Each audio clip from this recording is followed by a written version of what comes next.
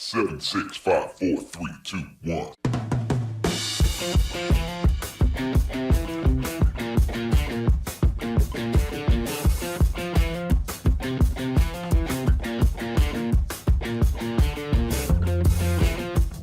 Hi, and welcome to the Marketing Essentials podcast. Our unique team helps small businesses grow by providing essential marketing expertise. Hello, and welcome to the Marketing Essentials podcast. My name is Bill Parmentier of Parmentier Photography.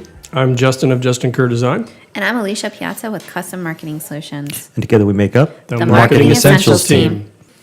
Well, today we have an intriguing guest with us on the podcast, John McNiff, who is a Providence native, Rhode Island native, has been, full disclosure, been my neighbor for 24 years. And we wanted to have John on to talk about a unique aspect of marketing, which is storytelling.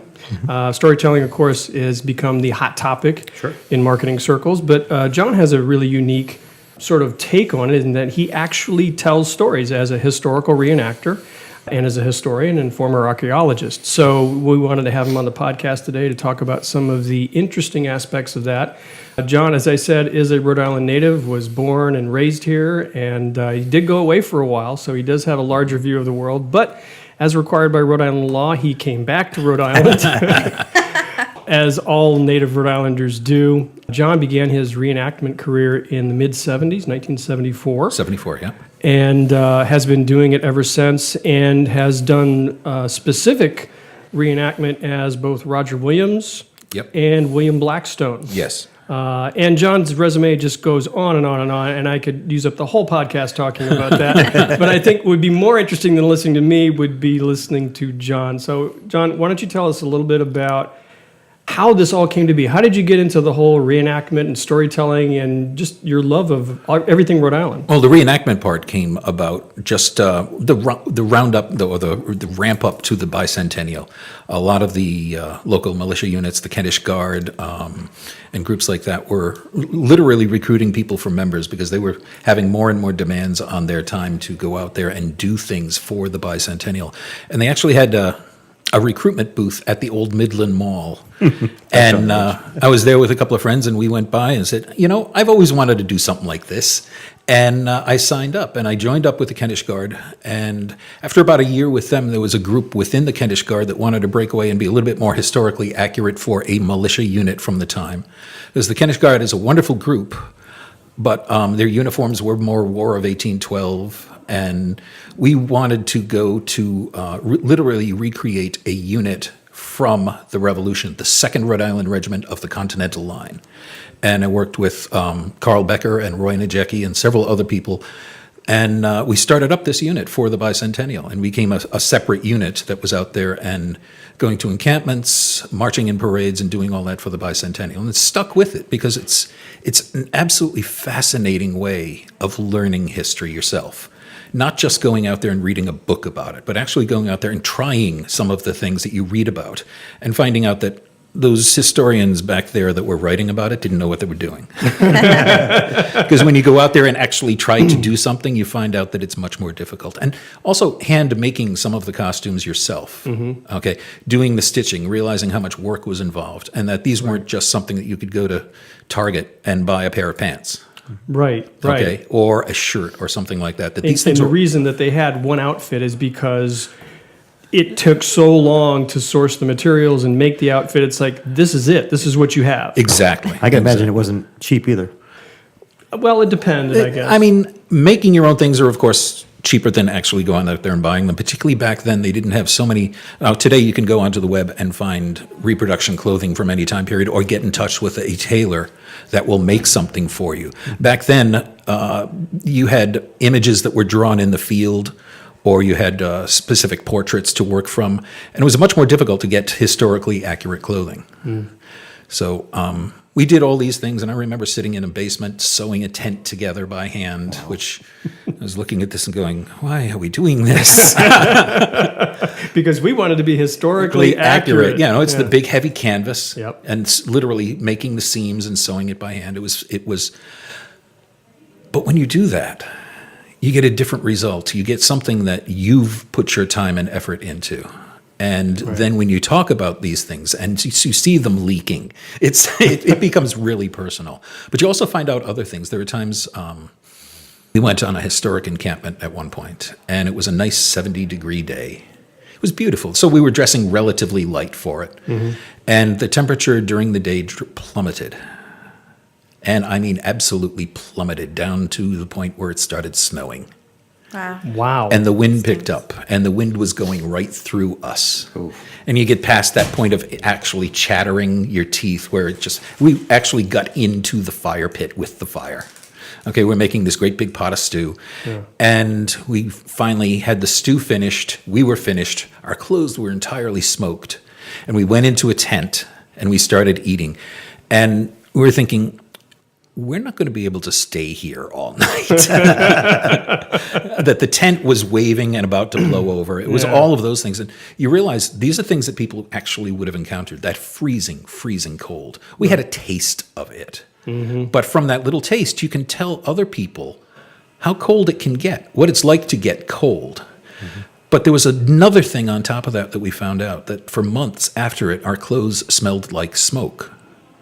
And every single household would have had a fireplace. Mm-hmm. That's how they heated them. Okay. And when you start doing more and more research, you realize that people had generally 2 shirts.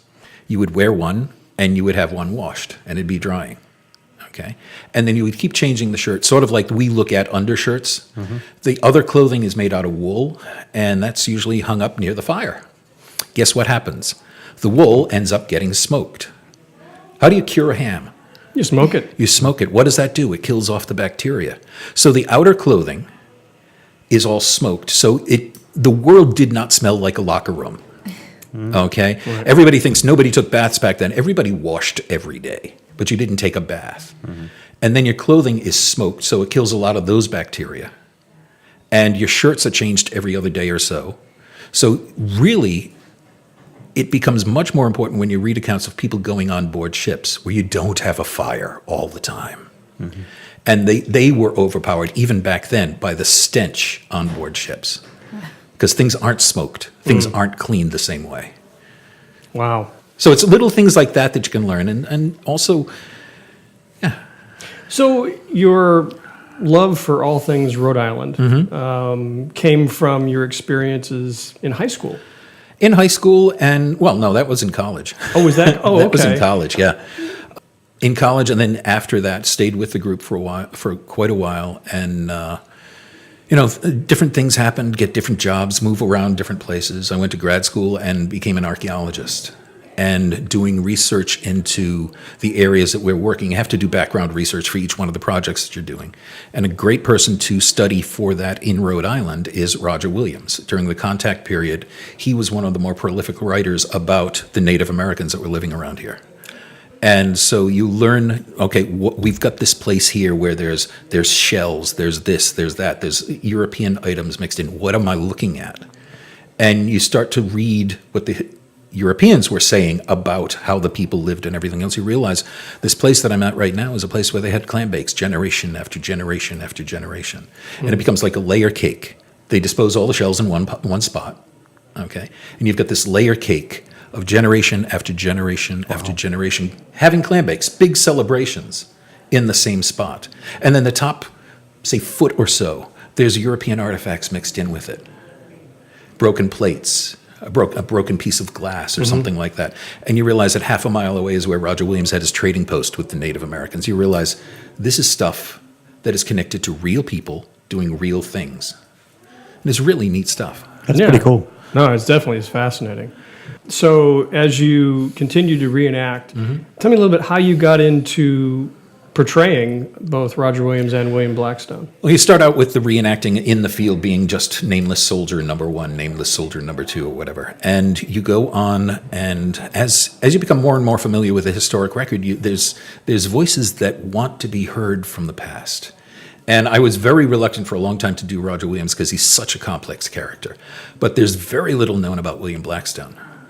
Okay, we know about dates, we know about where he lived, we know about a few things about him, but the character is left to a few comments here and there by other people about him. We don't have any of his writings, we don't have any of his books. Those are all burned up at the beginning of King Philip's War. Okay. So what you've got is a person that is an ordained minister of the Church of England that left England to come over to the colonies to bring the Church of England to those radicals that came over here, named the Pilgrims.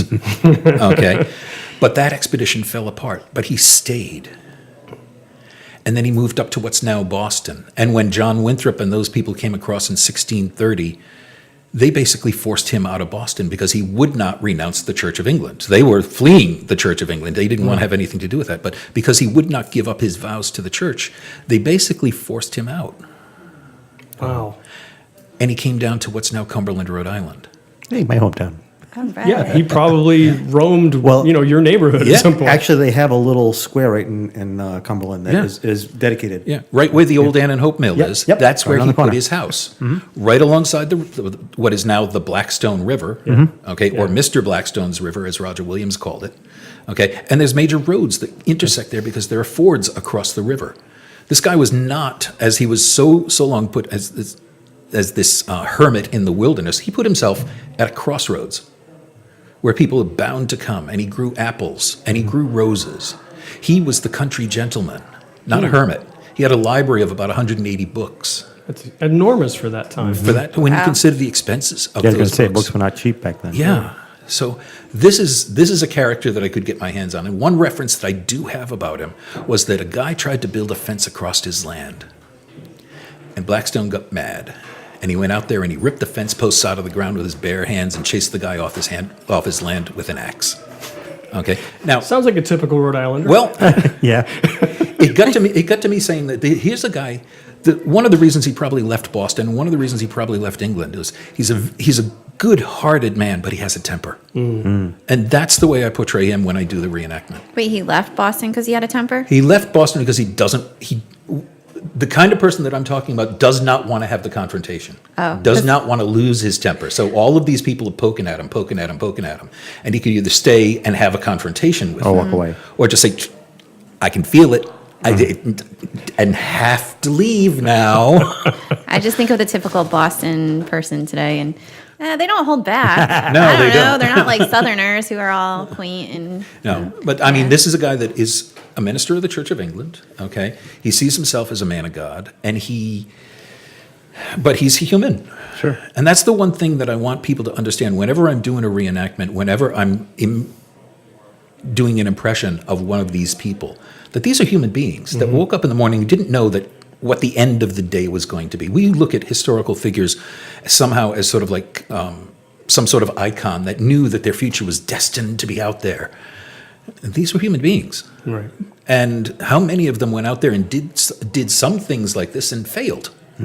Okay. People you're never going to hear of. Yeah. And they woke up in the morning. These are English people that if it gets to be 30 degrees outside, they're freezing. And if it gets to be 75, they're dying from the heat. And they're coming over here to New England where, We get it all over the place. I mean, hip deep snow was not unknown. Right. Okay. Where a 100-degree day is not unknown. Sure. I mean, these extremes, when they talk about a new world, it was literally like going to a new planet. They came here. They ran into people that were bigger than them. The Native Americans around here, 6'1", 6'2", 6 foot. The average Englishman is 5'8", 5'9". Okay. So, I mean, all of a sudden, this encounter in between peoples now is something that's understandably suspicious on the English part, that they're scared. Sure. They're a world away from home. They're scared. There's no resources for them to fall back on that they know about in their mindset. Okay? And then there's these people that are so much bigger than them. The animals here, in England, you have a nice little red deer. It's about the size of a good-sized Great Dane. Okay. Over here, you have moose. Yeah. Okay. The things are off the charts. The animals in the woods around here will kill you. Okay. Today we have deer, but they had bear, they had wolves, they had rattlesnakes, they had bobcats, they had cougars, all right here in Rhode Island. And you go for a walk in England, the most you have to fear is another person. You go for a walk over here, the animals will kill you. Yeah. Yeah. I mean, those are the kinds of relations that I want people to understand about these historical figures, that they were coming to a new place. A lot of the times they were scared. The tremendous amount of courage to leave that world behind, to come across that ocean. Right. Okay. Those are the kinds of things that I want people to understand. So you've had the opportunity to speak to all kinds of groups. Yes. School groups, you've spoken to adults. What are some of the unique opportunities that you've been afforded as a result of doing these reenactments that go beyond, say, the typical, like, let me go speak to a group of grade school students? Right. Well, one of the things that has happened is I've built up a relationship with Roger Williams University. Okay. And in the last few years, we've actually, part of their American Studies program and part of the initiative in the college is to have students understand who Roger Williams was, is that they study at least one course about these people and this time period. Mm-hmm. And working with Dr. Charlotte Carrington Farmer, who's a good friend of mine, we have taken, back 2 years ago, we took a group of 15 students, first-year students at the university, took them to England to literally walk in Roger Williams' footsteps. We went to London. We went to the places he knew he had been, because he wrote letters from London at different places, Charing Cross, at Whitehall, all these other places where he grew up, the Inns of Court, where the lawyers were, and got them to experience at least a little bit of that world. Then we went up to Essex, to the church where Roger Williams was married. And if you stand in the doorway of that church and look out over the landscape, it hasn't changed in 400 years. You don't see a modern town around it. As a matter of fact, today, it's a crossroad. It's just a crossroad. Oh, really? But wow. The church is there, and it's a beautiful Puritan church on the inside because it's all whitewashed. Okay? There's no icons. There's no murals. There's no paintings. There's no statues. It's a whitewashed church with a simple cross at one end, probably very similar to what Roger Williams would have seen. And then we went up to Cambridge, to Pembroke College at Cambridge University, to where Roger studied. And to actually be in all those places, these kids got a tremendous experience. And at the time, when we're standing there, I got to tell little stories. Like outside the banqueting house at Whitehall, where Charles I was executed. Okay? We have them standing where the crowd would have been standing, and talk about that window right there. There was a platform built outside of it. And as he stepped through, the crowd gasped, "This is the king." And this is a time when the king is God's representative on earth.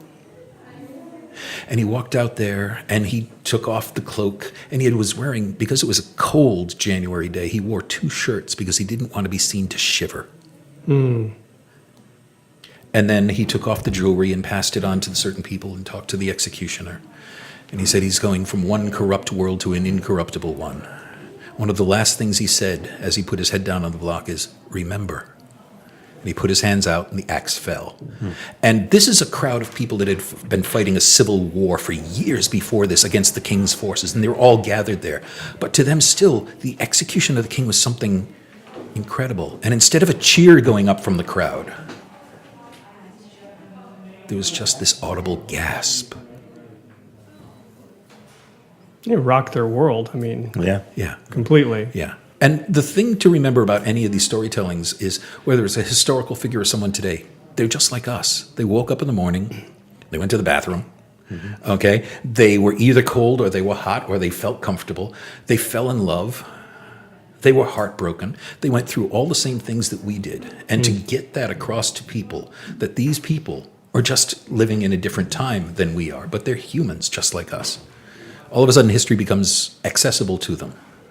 Right, and it, as a modern person, it gives you a sense of position in the timeline. Exactly. And a sense of perspective. Yeah. And like you said, when you were sitting, hand sewing the tent going, oh my gosh, this is a lot of work. Yes. And I better do this right or it's going to leak on my head. Exactly. It just gives you a unique perspective, and it puts you in the shoes of a person from that time. Now, when you tell these kinds of stories to someone that's not from Rhode Island, okay, all of a sudden they realize their stories are really wonderful, but you've got to grab onto something about these stories that's easily identifiable and relatable to people today. Yeah, something beyond names and dates. 'Cause Exactly. names and dates are nothing. Most history classes are names, dates, wars, generals, kings, whatever. Yeah. But when you talk about things like coming to a new world, okay, like how many people here would go to Mars? Raise your hand. I'd go. I'd give it a shot. Okay. But that's the kind of No Amazon Prime there. overnight is right off the charts. It's a little tough. But that's the kind of change that people would have experienced. But now imagine that there's a 20% failure rate of every rocket that takes off the pad to go to Mars. Would you still go? Would you still go? Yeah. Because there was a 20% failure rate of the ships that left England to come over here. 20% of them just disappeared. Whether it was pirates, whether it was storms, whether there's mechanical failure on the boat itself. 20% of them just disappeared. These people still came. Can I change my vote on the Mars thing? Sure. I'd still go. Yeah. But I mean, you've got to make it relatable to people, okay? That these were human beings, okay? And take something that human beings experience now, Okay. Like a movie trailer. Leave them wanting more. Exactly.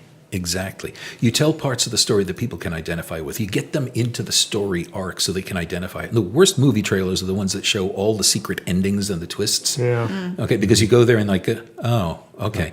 What you want to do is leave them a little bit more hungry to know more about the story, to let them want to find out more, okay? And while you could talk to, I mean, the worst lecture is the one that's just a total info dump, okay? Identify with a couple of aspects that the people can relate to. Marriage, falling in love, cold, hot, animals, okay? Something that they have some sort of relationship with. So each one of these talks can be designed specifically for a specific group. You're talking to Audubon Society, you talk about the outdoors, okay? You talk to a group of students, you could talk about what education was like at that time. Exactly. How did you learn? Yeah. You know, at what point did your schooling stop? Yes, being apprenticed when you were 7 to go live the next 14 years with another family so that you would learn a skill. Right. Okay, and hardly ever see your folks because you're not part of that family anymore. All those different things. I mean, Of course, there's a lot of parents going, That may not be such a bad idea. worked out really well. I mean, creates bonds in between families. Yeah. Sure. Kids would go live with another, say you raise cows and the other people down the street are leather workers. Okay, you send the kid down there and he gets to learn how to work the leather skins and creates a bond with that family. So what would you, kind of bring this back around to where we started in regards to marketing, what would you say are, the biggest assets to doing what you do in terms to an organization that may want to market themselves, whether it's a university or a historical organization? What would you say to them? Well, I think, for example, Roger Williams University is extremely big on experiential learning. Go out there and experience something. And having talking about a historic reenactor coming there, wearing the clothing, having the tools. There's an experience there that you don't get by reading it in a book. You can feel how heavy something is. But the big thing for most is a lot of people are stuck in an age where if you show it to them and have enough words up there, people will take that information in. They will sit and spend the time and read. But people aren't learning that way anymore. Right. Okay? There's got to be a way to get the information to someone that makes it come alive for them, okay? It's not for you, it's for them. You've got to get the audience involved in the talk somehow. Yeah, we've heard that before. We were just talking about that in earlier. regards to marketing is Yeah. your customer is the hero of the story. Yeah, and when it comes to history, okay, there's something in the past that they can identify to. Sure. Okay, you go into most historic sites and you've got to try and make that leap into the past because they've got an old painting or an old piece of furniture or the building is exactly as it was in 1785. And you've got to try and put yourself in that position. There's got to be a way for the people that are working at a historic site or the people that are trying to market different aspects of anything to get the people when they come into the door to feel like this is a house that people lived in and to identify with the everyday of what's going on around them. And if you can bring them into that, then you can give them some of the information later. But you've got to get the people involved in the experience itself. Bring them into your world. Exactly. Yeah. Exactly right. Well, I really appreciate you sitting with us today. I could go on and on. We could probably make this a 3-hour podcast, but I really appreciate you coming in and just talking just a little bit about the whole aspect of marketing through historical reenactment and all the things that you've done. And now I want to give you an opportunity. If somebody wants to get a hold of you, say, hey, I would really like to take advantage of this kind of marketing, how do they do that? Well, the easiest way would be, I have a Facebook page, John McNiff. Look for a guy that's, I forget which profile pictures, but just take a look through the pictures. Everything's public on my Facebook page. Okay. Look for the guy that's a pirate a lot, because that's something that I do quite often with a group called Free Men of the Sea. And we're a group of pirate reenactors. Okay, we go around, we have encampments, we do parades and everything else like that. So it's a lot of fun. I got into that in a very bizarre way, but that's another story. That's another altogether. podcast. It's another story altogether. But it was involved in working on a short movie here in Rhode Island on the old sloop Providence. Now, through your Facebook page, are they able to talk to you about coming and visiting if they're a group or something like Sure, that? send me a message. Yeah. Okay. Well, we'll make sure to put the link to your Facebook page Sure. and a link to the Free Men of the Sea in our show notes so that people Absolutely. can click right there. Yeah. Excellent. Excellent. Well, thank you so much for Yes, coming absolutely. in. My pleasure. We've had fun. Yeah. And I guess that'll take care of it for today. It will. So until next time, we'll see you guys soon. Bye-bye. Thank you for joining us today. And as always, you can find the back episodes of our podcast on Apple Podcasts. And you can also find us on our YouTube channel. Both of them are the Marketing Essentials team. You can find us on the web at marketingessentialsteam.com.